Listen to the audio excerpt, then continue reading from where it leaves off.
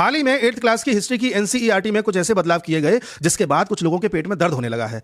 Actual में आज तक हम सभी लोगों को जो एनसीईआरटी के माध्यम से इतिहास पढ़ाया जाता था वो सिलेक्टिव इतिहास था, जो रोमिला थापर और इरफान हबीब जैसे लोगों ने लिखा था। इरफान हबीब ने तो एक बार खुले मंच पर यह बोला था कि हमें इतिहास लिखते समय ऐसी ही बातों का जिक्र करना चाहिए जिससे मोहब्बत फैले। यही कारण है कि ये मुगल्स की जो सच्चाई थी वो आज तक हमारे सामने नहीं आई। लेकिन वर्तमान में जो हिस्ट्री में बदलाव किए गए हैं वो मुगल राजाओं की जो आत्मकथा है, ऑटोबायोग्राफी है, वहां से लिए गए हैं, जिससे कि कोई ये भी नहीं कह सकता कि ये आरएसएस की साजिश है, बीजेपी की साजिश है, मोदी की साजिश है। इसलिए कुछ लोग अंदर ही अंदर चिढ़ तो रहे हैं लेकिन क्रिटिसाइज नहीं कर पा रहे हैं। ये जो बदलाव किए गए हैं, इन बदलावों में सबसे पहले तो ये मुगल्स को जो महान बताने की प्रथा थी उसको खत्म किया गया है, क्योंकि हम सभी के दिमाग में बिठा दिया गया है कि मुगल्स महान थे, अकबर महान था। हम सभी से ये पूछा जाए कि इतिहास के 5 राजाओं के नाम बताओ तो हमारे दिमाग में मुगल राजा पहले आते हैं, भारत के हिंदू राजा बाद में आते हैं। ये एक सेलेक्टिव इन लोगों की अप्रोच थी। वर्तमान में हुए बदलाव के बाद जब हम अध्ययन करते हैं तो पता चलता है कि बाबर कोई इंटेलेक्चुअल नहीं था। बाबर एक क्रूर शासक था जो जब मारकाट पे आता था तो शहर के शहर साफ कर देता था और मारे हुए लोगों का जो कंकाल होता है, उनकी जो खोपड़ी होती है, उससे दीवारें चिनता था और इस बात पर गर्व महसूस करता था।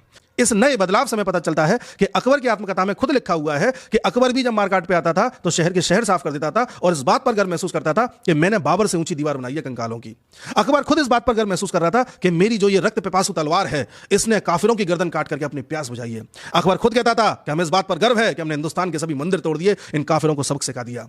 और जो जजिया कर हमें सिखाया गया था कि ये तो लैंड टैक्स है, ये तो भूमि कर है, दरअसल जजिया लगाया जाता था नॉन मुस्लिम्स पर, ताकि उन लोगों को इतना ज्यादा प्रेशराइज कर दिया जाए कि वो मुस्लिम बन जाए और टैक्स फ्री हो जाए, और जिन पर जजिया लगता था उनकी बेइज्जती भी करवाई जाती थी।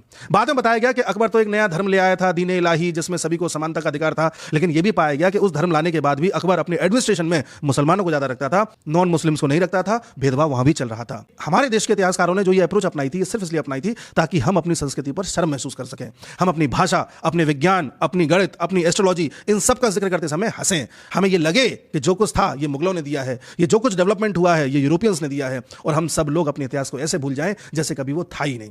हम सबको एक गलत इंफॉर्मेशन और दी जाती है कि मुगल्स ने भारत की जीडीपी वर्ल्ड की 17% कर दी थी, लेकिन ये नहीं बताया जाता कि मुगल से पहले भारत की जीडीपी विश्व की 34% थी।